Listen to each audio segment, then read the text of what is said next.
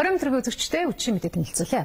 Үндэсний хэмжээнд тусламж дэмжлэг үзүүлдэг Улаан Загалмайн нийгэмлэгийн дунд чатны хороодын удирдлагууд өнөөдөр нийслэл хотноо хурлдлаа. Хурлын үеэр дунд чатны хороодын удирдлагууд Улаан Загалмайн нийгэмлэгийн ерөнхий үйл ажиллагаа болон цаашдын төлөвлөгөөтэй танилцлаа. Шинэхэн томилогдсон дунд чатны хороодын энэ удирдлагууд Улаан Загалмайн нийгэмлэгийн үйл ажиллагаа түүний төлөвлөгөөтэй танилцсанаас гадна цаг үеийн байдлаар мэдээлэл солилцож цаашдын төлөвлөгөөнд тусгах талаар хэлэлцсэн юм а. Өөрөөр хэлбэл өвөлжилт хүндэрч байгаа аймагуудын асуудал энд хөндөгдлөө. 3000 орчим мал хоригдсон байсан. Цаашдаач бас ер нь доороос жижиг мал, төл мал хоригдох тийм байдалтай байна. Аймаг нутгийн 82 одоо хамраад байна. За үйлчлэлийн байдал нэлээд хүндэрж байна. Сүүлийн мэдээгээр бол одоо 4000 гаруй мал одоо хоригдож байна. Ялангуяа энэ хойтлын сумдууд малын одоо үйлчлэлийн байдал хүндэрснээс болж одоо мал бэлчээргүй болж ер нь одоо ихэнх малыг бол тижээлийн байдалтай тижээж байна. Болгон сумын улаашин сөнхөл улаан хос сумдын одоо нутагт тас их болсон байгаа. Ууланда 30 см талдаа 5-8 см тас болсон. Энэ 3 багийн малчид өмсөндөө ховдын дуут мөнхөрийн сумд өвжиж байна. Завхан хөвсгөл, Архангай, Өвөрхангай зэрэг өвөлжилт хүндрээд байгаа 4 аймагт Улаан Загалмайн гишүүд ажиллаад иржээ. Тодорхойлбол тус нийгэмлэгийн гамшигтай тэнцэх багийн гишүүд дээрх аймагуудын зузтай сумдын байдлаа танилцаж тусламж дэмжлэг хүргэх үнэлгээ тогтоосон байна. Тэгээ одоогийн байдлаар зүгээр орон нутгийн өрөөнд дунд чатны ороод одоо хүндэрсэн айлууд хувцснаар орын одоо дулаан хувцснаар хангах ийм тусламж одоохондоо үзүүлэгдэж байна. Бид бас нэг 1500 өрх айл орчимд одоо хурц ажиллая гэж ингэж төлөвлөж байгаа. За энд бол бас одоо хувцс сунаар за тэгээд хүнсний зөвлөдийн туслан дэмжлэг үзүүлэе гэж ингэж бодож байгаа. За энэ бол биднээс нэг ойролцоогоор нэг 400 орчим сая төгрөгийн ийм одоо хүмүүнлэгийн тусламж байх болов гэж ингэж төлөвлөж явдаг. Улаан Загалмайн нийгэмлээс өвөлжилт хүндрээгүй аймагуудад ч мөн 50 цагийн төлөвлөгөөний дагуу хөтөлбөрөөр хэрэгжүүлж байгаа юм байна. Тодорхойлбол малчдыг хамарсан төрөл бүрийн сургалт семинарыг зохион байгуулж мэдээлэл хүргэн ажиллаж байгаа гэж байна. Сонсголын бэрхшээлтэй бүсгүйчүүдийн дунд гоо бүсгүйг шалгаруулдаг дэлхийн хэмжээний тэмцээнд манай улс энэ жил 4 дахь удаа оролцож байна. 2013 онд энэхүү тэмцээнд Монгол улсаа төлөөлөн оролцох сайхан бүсгүй мөн сайхан залууг өнөөдөр тодрууллаа. Дэлхийн бүх сонсголын бэрхшээлтэй хүмүүст нэг л дохиогоор хоорондоо ойлголцож нэвтрэлцдэг. Тиймээс тэдний хувьд энэ тэмцээн эв найрамдлын гол цангилаа болдог байна. Үзэгч таны харж байгаа энэ хоёр гоо бүсгүй бол 2010-2012 оны сонсголын бэрхшээлтэй гоо бүсгүйг шалгаруулах дэлхийн миссийн тэмцээнд Монгол улсаа төлөөлөн оролцсон бүсгүйчүүд юм а. Тэдний хувьд тун амжилттай оролцож топ 10-т шалгарсан байна. За харин 2011 онд Монголоо төлөөлөн оролцсон бүсгүй Азийн гоо бүсгүйгээр шалгарч байжээ. Бид энэ шинээр оролцож байгаа миссүүдэд өөрсдийнхөө хүчин чадлаар дайчилж маш сайн ихтгэлтэй, идэвхтэй, чармаалтай хичээл зааж өгч явуулж байгаа. Энэ тэмцээний сонсголын бэрхшээлтэй иргэдийг дэмжиж ажилладаг сэтгэлийн дэм төрийн бус байгууллага 29-р тусгай дунд сургалтад хамтран зохион байгуулдаг уламжлалтай юм байна. Өнгөрсөн жил олон улсын хэмжээний тэмцээнд зөвхөн миссүүдэд явуулж байсан бол энэ жил мистер болсон залуучуудаач өрсөлдүүлэх төлөвлөгөөтэй байгаа гэлээ. Хүүхдүүд бол их авьяастай. Манайх чинь хүүхдүүд авьяас хөгжүүлэх олон төрлийн сонгон зэгсэлтийн спортын, урлагийн, оюун ухааны 29-р сургууль өнөөдрийн байдлаар 340 гаруй сонсголын болон ярианы бэрхшээлтэй хүүхдүүд суралцдаг. Хэдийгээр гаднах орчинтойгоо харилцахад бэрхшээл байдаг ч энэ сургуулийн сурагчид өөрсдөө нэгэн том гэр бүлийг бүрдүүлж халуун дулаан уур амьсгалтай байдаг гэж байна. Одоо үзэгч та бүхэнд олон улсын амьдралд үйл явдлаас танилцуулъя. Эх 7 хоногийн даваа гарагт Америкийн нэгдсэн улсын ерөнхийлөгч Барак Обама төрийн тэргүүний тангараа өргөх юм а. Одоогийн байдлаар цагаан ордны ажлын хэсгийнхэн эсвэлийн ажиллагааны бэлтгэлийг хангахын тулд цаг нартаа уралдан ажиллаж байгаа.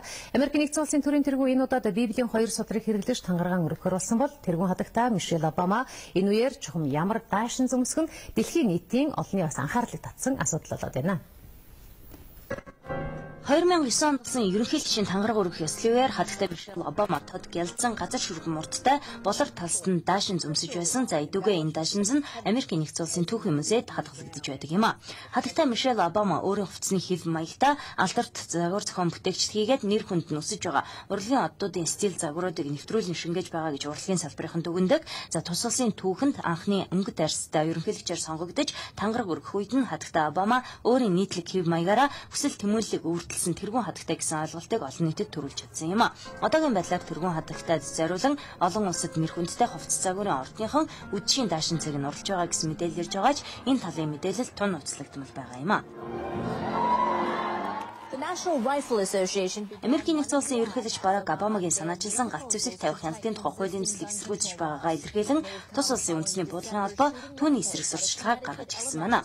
Телевиз болон онлайнаар тарж байгаа энэ сурталчилгаанд үндэсний буудлын холбоо ерөнхийлөгчийг хоёр нүүртэй хэмээн нэрлсэн байна. За үүнийгээ тэд ерөнхийлөгчийн хүүхдүүд нь сургуультай зэвсгэлсэн хамгаалттай явдаг гэдгийг онцлоод бусад энгийн хүүхдүүдийн аюулгүй байдлыг зэвсгэлсэн хамгаалагчдаар хамгаалуулах нь гэмт хэрэгээс урьдчилан сэргийлж чадахгүй гэж ерөнхийлөгчүүдсэн үүнд үл итгэж байгаа гэсэн үүднээс хоёр нүртэй хэмээн нэрлсэн гэсэн тайлбарыг өгч байгаа юм байна. Америкийн нэгдсэн улсын ерөнхийлөгч Барак Обамагийн пүрэв гарагт Конгрессийн танхим танилцуулсан галт зэвсгийн хяналтын тухай хуульд сургуулийн байгууллагад ажиллах цагдаагийн хүчнийг нэмэгдүүлэхийн зэрэгцээ галт зэвсгийн худалдаанд тодорхой хязгаарлалт хийх, мэдээллийн сан тавигдах шаардлага болон гэрчлэгээ зөвшөөрөл олгох шаардлагын хэмжээг нэмэгдүүлэх зэрэг асуудлыг тусгасан. За үндэсний буудлын холбооноос гаргасан энэ сөрөг сурталчилгааг жигшин зэвүүцэм үйл ажиллагаа хэмээн үзэж байгаагаа цагаан ордны хэвлэлийн төлөөлөгч Жей Карни мэдгэдгийн амтаар тус улсын иргэд ерөнхийлөгчийн хүүхдүүдийг улс төрийн үзэл бодлын тэмцэлд утгасан явдлыг эрс шүүмжлэн эсэргүүцэж байгаа гэдгийг мэдгдсэн байна. 3D технологи ажил дүрийн салбарт шилжиж эхлээд байна. Гэхдээ энэ технологийн бүтээгдэхүүн нь иргэдийн хэрэглэж ирсэн уламжлалт бараа бүтээгдэхүүний хэрэглэнээс ялгаатай юм а. 3 хэмжээст альва нэг бүтээгдэхүүн нь орчин үеийн тоон технологиор бүтээгдэж байгаа. Иргэд энэ технологиг ашиглан гэрийн тавилга, машин зэргийг хийж бүтээсэн нь олонний анхаарлыг татаж байгаа юм а.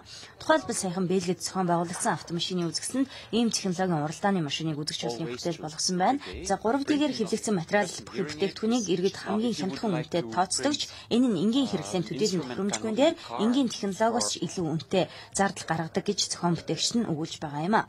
Тухайлбал 3D технологиор бүтээгдсэн энэ сандлал гэхэд 2000 еврог үнэтэйж үүнийг шууд хэрэглэж болохгүй юм. За тэд энэ бүтээлээрээ зөвхөн 3D технологи нь энгийн уламжлалт хэрэглэгдэхүүнээс ялгарх онцлогийг л харуулахыг зорьсон юм байна. Бүгд найрамдах Хятад ард улсын нийслэл Бээжин хотод ногоон хүнсний дэлгүүр буюу ногооны хог хаягдлыг худалдан авах төв нээгдсэн нь дэлхийн олон нийтийн анхаарлыг татаж байна. Энэ төвд хэрэглэгчид хоолны үлдэгдэл дахин ашиглаж болох цаас, хэрэгэлсэн цэнэглэгч, хувцас зэргийг авчирч тусгай оноог цуглуулах боломжтой юм байна. Ийхүү цуглуулсан онооны түвшнээр шинэ бүтээгдэхүүн худалдан авах боломжийг олгож хог хаягдлын хэмжээг бууруулах зорилгыг тавиад байгаа юм байна. Жишээлбэл эндээс хоолны хог хаягдал атсан ачааны тэргүүд хөдөө тариалангийн талбайг зорж хөдөө аж ахуйн салбарт бордоо болгон нийлүүлж үнийхээ хариуд шинэхэн ногоог тээвэрлэн авчирдаг учраас эдийн засгийн хэмнэлт хийх боломжийг иргэдэд олгож байгаа юм а. Харин дахин ашиглагдах боломжтой цаас, батарей зэргийг хог дахин боловсруулах төвүүдэд нийлүүлдэг байна.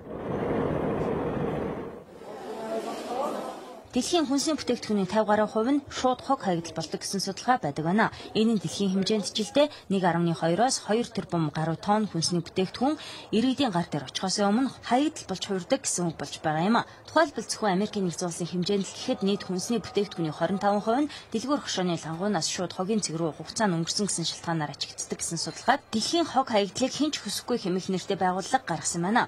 Жил тутамд ийм их хэмжээний хүнсний хог хаягдал гарч байхад дэлхийн зарим улсын иргэд өсөлтөнд нэрвэгдэж байгаа нь бас анхаарал татсан сэдв болж байгаа юм. За үүний гол шалтгаан нь дэд бүтцгээгээд хадгалах чанар стандарт улс орон бүрт харилцан адилгүй байгаа нөлөөлж байгаа гэж мэргэжилтнүүд өгүүлж байна.